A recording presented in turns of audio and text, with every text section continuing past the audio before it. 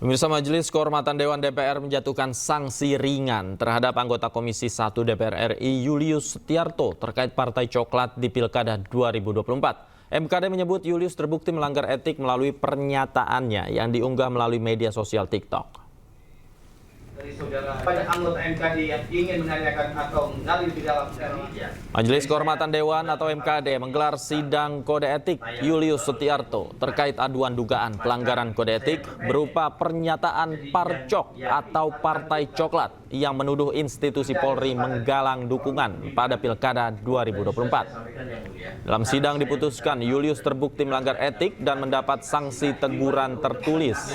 Sementara Julius sendiri mengaku tujuan dirinya menyinggung dugaan keterlibatan Partai Coklat di Pilkada serentak hanya untuk meminta klarifikasi kepada Polri terkait kebenaran informasi tersebut. Kita dengarkan bersama tadi, bisa dianggap sebagai berita bohong. Tadi sudah saya sampaikan yang mulia, cara saya mencari tahu dan membuktikan terkait dengan meminta klarifikasi. Di luar itu bukan cara. Di luar itu saya tidak melakukan karena partai kami itu yang mencari dan mengumpulkan bukti-bukti sampai saat ini. Terima kasih. Ada hasilnya yang berkekuatan hukum yang dicari oleh partai saudara. Tentang pilkada ini yang berkekuatan hukum tentu saja belum ada. Pilpres Pilpres saya belum tahu. nanti dicari tadi buktinya. Tidak ada belum? Ya, tetapi saya kalau tidak setiap hari ada di desk Pilpres atau desk pilkada, Oke, cukup. saya tidak tahu. Cukup. Sebelumnya ramai istilah Partai Coklat mencuat yang diduga mengerahkan aparat untuk memenangkan kandidat tertentu dalam Pilkada 2024. Sejumlah elit politik memberikan tanggapannya terkait hal tersebut.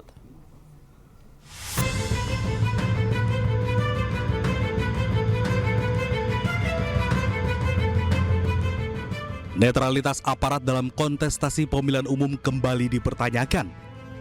Istilah Partai Coklat diduga merujuk pada instansi Polri. Salah satu yang kencang menyuarakan soal istilah Partai Coklat, yakni anggota Komisi 1 DPR RI, Yoyok Rio Sudibyo. Hal tersebut disampaikan secara terbuka di forum rapat Komisi 1 bersama Menteri Pertahanan Syafrin Syamsuddin dan Panglima TNI Jenderal Agus Subianto. Di media ini yang lagi kencang-kencangnya ini Pak, katanya ada partai baru. Apa partai baru? Partai Coklat. Nggak mungkin kalau kita nggak tahu kok.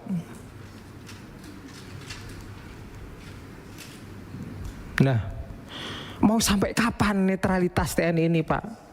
Saya tahu Pak, netralitas TNI dalam politik itu netralitas untuk negara. Paham Pak. Tapi kalau pencetakan pimpinan-pimpinan yang melalui demokrasi ini melahirkan pimpinan yang nggak benar, mau sampai kapan? Istilah Partai Coklat juga mencuat setelah Sekjen PDIP Hasto Kristianto menyampaikan kekhawatirannya terkait dugaan pengarahan aparat untuk memenangkan kandidat tertentu dalam Pilkada 2024. Ketika kami mempersoalkan tentang fenomena Partai Coklat, fenomena bagaimana Jokowi terus digerakkan oleh ambisi-ambisi kekuasaan demi kepentingan keluarga dan pribadi, dan kemudian membuat suatu norma-norma baru sehingga kepolisian Republik Indonesia yang seharusnya mengabdi kepada merah putih, loyal kepada Presiden Prabowo Subianto, di dalam praktek banyak disalahgunakan untuk kepentingan politik praktis. Sementara Ketua 3 DPR RI Habibur Rahman membantah tudingan sejumlah pihak yang menyebut ada Partai Coklat atau pengarahan aparat kepolisian. Apa yang disampaikan oleh segelintir orang terkait parcok dan lain sebagainya itu kami kategorikan sebagai hoax, ya. Dan ada juga anggota DPR yang menyampaikan hal tersebut. Orang tersebut bahkan sudah dilaporkan ke MKD, ya. Karena kami juga anggota MKD, ya. Orang tersebut sudah dilaporkan ke MKD. Kami ingin meminta keterangan beliau apa yang menjadi bukti. Sementara Presiden RI ke-7 Joko Widodo menanggapi soal Partai Coklat dengan meminta untuk dibuktikan bukan hanya tuduhan.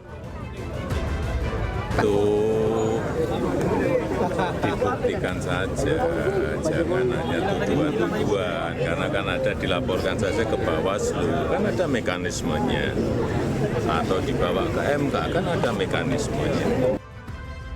Meski demikian, istilah Partai Coklat mencuat bisa saja sebagai pengingat institusi Polri sebagai aparat keamanan sipil dan penegak hukum, atau memang hanya tuduhan tanpa dasar. Tim Liputan iNews melaporkan.